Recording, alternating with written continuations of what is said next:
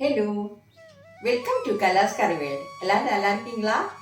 இன்றைக்கி நான் வந்து ட்ரம்ஸ்டிக், அதாவது முருங்கைக்காய் வைத்து ஒரு நல்ல ரெசிபி பண்ண போகிறேன். நல்ல டேஸ்ட்டாக இருக்கும்.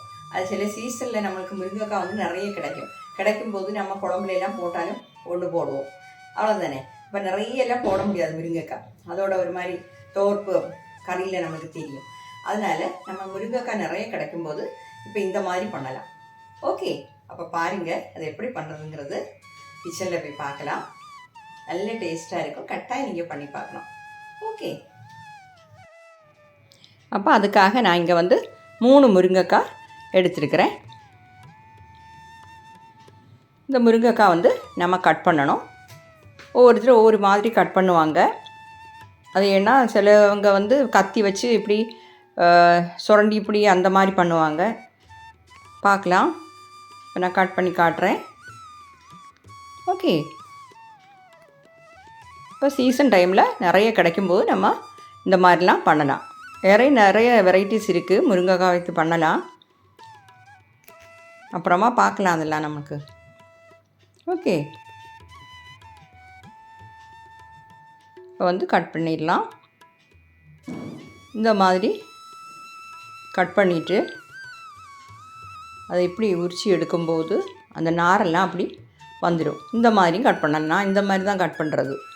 ஓகே, அது இருக்கும்போது பார்த்தீங்களா, இந்த மாதிரி அதுலேருந்து நாரெலாம் வந்துடும்.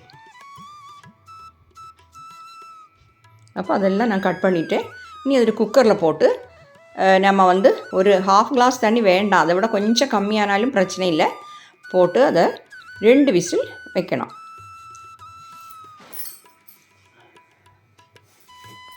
தண்ணி ஜாஸ்தி சேர்த்துடாதீங்க. நான் ஒரு 1/2 கிளாஸ் எடுத்தாலும் இவ்வளவும் மிச்சம் வந்திருக்கு. அப்போ மூடி வச்சு நம்ம 2 விசில் வச்சுக்கலாம். இப்போ 2 விசில் வந்தாச்சு. பார்த்தீங்களா, நம்ம விட்ட தண்ணி அதே மாதிரி இருக்குது. தண்ணி இதுக்கு நிறைய தேவையில்லை. அப்போ நல்லா வெந்தாச்சு. அது கொஞ்சம் ஆறுனதுக்கப்புறம் நம்ம அதை பார்த்தீங்களா, இவ்வளோ தண்ணி கிடச்சிருக்கு. இந்த தண்ணி நம்ம வேஸ்ட் பண்ணக்கூடாது. இதை வேறு பவுலில் விட்டு வச்சுப்போம். ஓகே, இப்போ ஒன்றுன்னா அதுலேருந்து எடுத்து நம்ம வந்து அதில் உள்ள ஃப்ளெஷ்ஷை வந்து இந்த மாதிரி ஸ்பூன் வச்சு எடுத்துக்கலாம். நம்ம ஆஃபீஸுக்கு குழந்தைகளுக்கு எல்லாம் கொடுத்து விடுறதுக்கு, லஞ்ச் பாக்ஸை கொடுத்து விடுறதுக்கு இந்த மாதிரி கொடுத்து விட்டால் அவங்களுக்கு சாப்பிட்றதுக்கும் வசதியாக இருக்கும். இல்லைன்னா அந்த இது இருக்கும்போது அது சாப்பிடவும் கஷ்டமாக இருக்கும். ஓகே, அப்போ இந்த மாதிரி நீங்கள் எடுத்துக்கோங்க.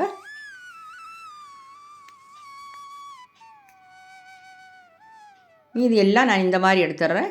பார்த்தீங்களா, அதெல்லாம் எடுத்தப்போ இந்த மாதிரி இவ்வளவும் கிடச்சிருக்கு. 3 முருங்கைக்காயில் ஒரு 10 சின்ன வெங்காயம் நான் இந்த மாதிரி கட் பண்ணி வச்சுருக்கிறேன். சின்ன வெங்காயம் போட்டால் ரொம்ப நல்லது. பெரிய வெங்காயம்னா மீடியம் ஒரு சைஸ் ஒரு பெரிய வெங்காயம் சேர்த்துக்கலாம். அப்புறம் வந்து ஒரு 5 பல் பூண்டு, ஒரு டொமாட்டோ இவ்வளோ எடுத்துருக்கிறேன். அதுக்காக ஒரு கடாய் வச்சுருக்கிறேன். 2 ஸ்பூன் ஆயில் சேர்த்துக்கிறேன். ஆயில் ஹீட் ஆகட்டும்.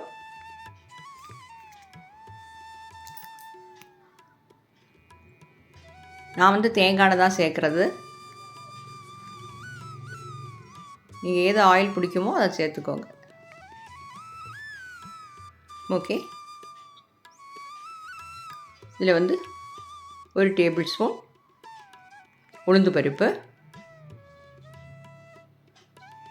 கடலைப்பருப்பு அதே மாதிரி ஒரு டேபிள் ஸ்பூன்,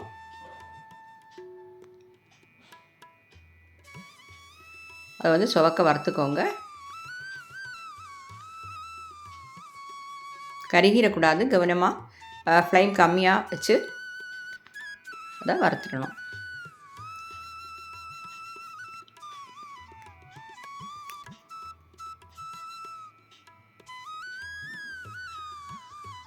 இதில் கொஞ்சம் கரி லீவ்ஸும் சேர்த்துடலாம்.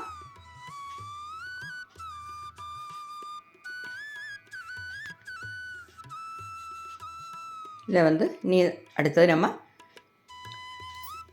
கட் பண்ணி வச்சுருக்கக்கூடிய வெங்காயம் சேர்க்கணும். இப்போ வந்து முதல்ல காஞ்ச மிளகாய் ஒரு 5 6 சேர்த்துக்கோங்க. இது சின்ன மிளகாய் ஆனதுனால நான் வந்து 6 சேர்த்துருக்குறேன். வெங்காயத்தையும் பூண்டு எல்லாமே சேர்த்துடலாம். நல்லா வதக்கி விட்டுக்கோங்க. ஒரு 50% அந்த வெங்காயம் வதங்கினா போதும்.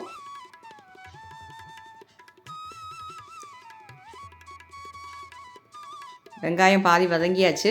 டொமாட்டோ சேர்த்துடலாம். அதையும் வதக்கிடலாம். ரொம்ப பேஸ்ட் மாதிரி வதக்கணும்னு கிடையாது.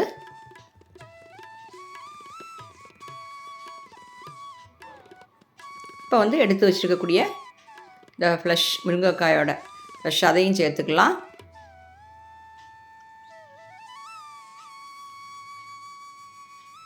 நல்லா வதக்கி விட்டுக்க. அது நம்ம வேக வச்சது தான். அது ஒன்றும் வதக்கிறதுக்கெல்லாம் ஒன்றும் கிடையாது. ஆனாலும் அது எல்லாமே மிக்ஸ் பண்ணி கொஞ்சம் வதக்கிப்போம்.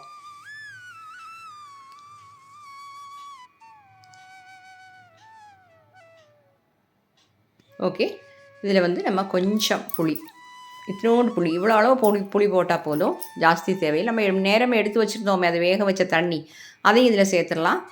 அந்த தண்ணியில் தான் அதோடய வைட்டமின் எல்லாமே இருக்குது. அந்த தண்ணி நம்ம கொட்டிட்டோன்னா அந்த வைட்டமின்ஸ் எல்லாம் போச்சு. அதனால் அந்த தண்ணி, அதனால தான் தண்ணி கொஞ்சம் கம்மியாக வைக்க சொல்கிறது. தண்ணி நிறைய வச்சா நம்ம இந்த மாதிரி கொதிக்க விட்டு கொஞ்சம் நேரம் கொதிக்க விட்டு அதை வற்ற வைக்க வேண்டி வரும். இது வந்து கொஞ்சம் இந்த தண்ணி கொதித்து வற்றட்டும். சால்ட்டு சேர்த்துப்போம்.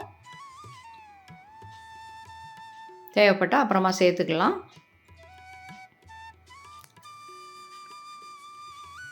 இப்படி வதக்கும்போது சீக்கிரமாக அந்த தண்ணியெல்லாம் வற்றிடும்.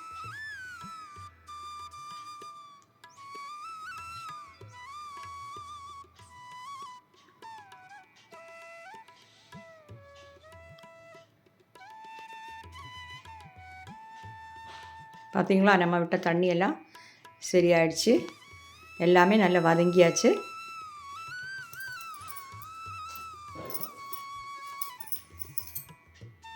ஃப்ளேம் ஆஃப் பண்ணிவிட்டு இதை வந்து ஆற வைக்கணும்.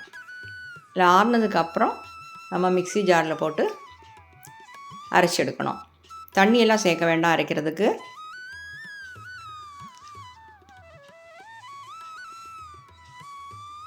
அரைக்கும் போது நீங்கள் சால்ட்டு செக் பண்ணிக்கோங்க. புளி அவ்வளோ போதும். சால்ட்டு வேணும்னா நீங்கள் உங்கள் டேஸ்ட்டுக்கு தக்கபடி நீங்கள் சேர்த்துக்கோங்க.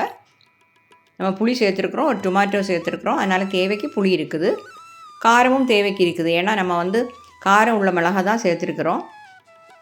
அதனால் ஒரு 5 6 சின்னது நான் போட்டிருக்கிறேன். அது கரெக்டு காரம் இருக்கும். அரைச்சி எடுத்துக்கலாம். பார்த்திங்களா, அரைச்சி எடுத்தாச்சு. இந்த மாதிரி நல்லா அரைச்சிக்கோங்க. ஒரு பவுலுக்கு மாற்றிட்டு இந்த மாதிரி இருக்கும். உங்களுக்கு கொஞ்சம் லூஸாக வேணும், கொஞ்சம் தண்ணியாக வேணும்னா இன்னும் கொஞ்சம் தண்ணி விட்டு நீங்கள் அரைச்சிக்கலாம். ஆனால் அதை விட இப்படி பண்ணுறது தான் நல்லது. இது நம்ம தண்ணியெல்லாம் சேர்க்காமல் இருந்தோம்னா சீக்கிரமாக கெட்டு போகாது. நம்ம எல்லாம் வதக்கி தானே வச்சுருக்கிறோம், அதனால் கெட்டு போகாமல் இருக்கும். ஓகே, அதில் தாளித்து கொட்டிடலாம். கடுகு, காஞ்ச மிளகாய், கறி லீவ்ஸ் இவ்வளோ போட்டு தாளித்து கொட்டியிருக்கிறேன். ஓகே, அப்போ நம்ம முருங்கைக்காய் சட்னி சூப்பராக ரெடி ஆயாச்சு. நீங்கள் ட்ரை பண்ணி பார்க்கணும் கட்டாயம். Okay, thank you.